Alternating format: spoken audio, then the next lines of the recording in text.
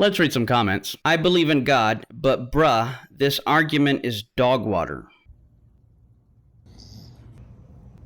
So you cannot use something like science, which is limited to the physical, to try and investigate something non-physical. It is a category fallacy. They will never give you a straight answer. Cause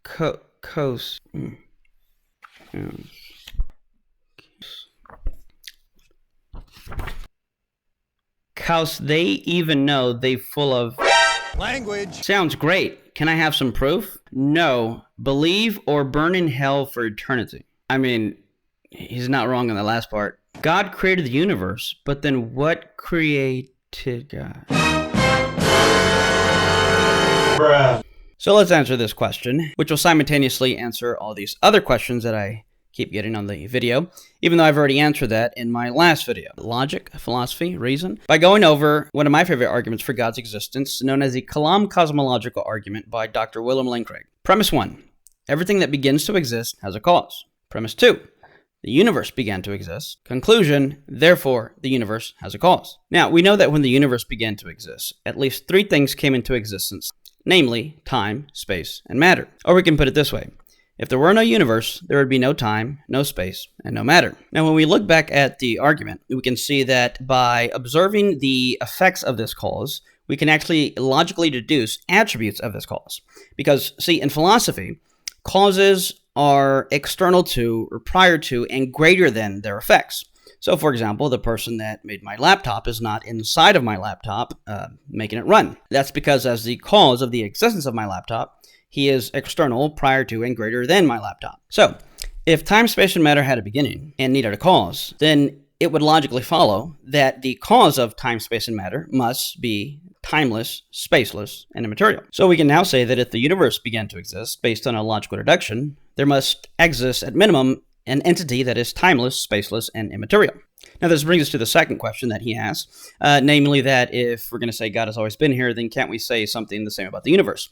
Well, no, because based on modern cosmology, and yes, like I said in my last video, you can use science to support a premise within a philosophical argument. When you deduce attributes of a cause of the physical world, then you are doing a philosophical argument and using science to support a premise for a philosophical argument. And I bet someone's still going to be in the comment section saying that I'm contradicting my previous point, even though in my last video, to that video, I already pointed that out. But based on modern cosmology, we know that the universe had a beginning. Put differently, in philosophical terms, the universe is contingent, not necessary, and if not necessary, thus not eternal. Or perhaps he might be saying that perhaps it was something natural that caused the universe. But if that's the case, given that nature had a beginning, and thus nature would need a cause, then you cannot say something natural caused all of nature, because that would be to imply that nature existed prior to its existence in order to bring itself into existence, which is just a logical contradiction. Congratulations, you played yourself. So again, if everything natural had a beginning and would need a cause, then you would need something beyond the natural, something that transcends all of nature, something that is passing everything natural, something that is, oh wait, there's a word for that, supernatural, literally beyond the natural. And then you would need something unimaginably powerful to create something out of absolutely nothing. And on top of all this, you would need a personal being. Why? Briefly, because as we've already discussed, the universe did not have to exist. It's contingent. It was caused to exist, which means it was a decision, and decisions come from wills, which are grounded in minds, and the paradigm case we have of minds are grounded in persons. So, take a deep breath for dramatic effect.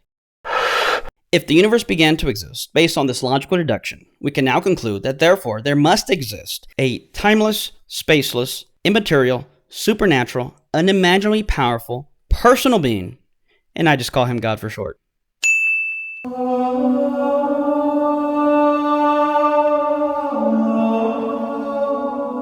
Hail to the king! So, how does this relate?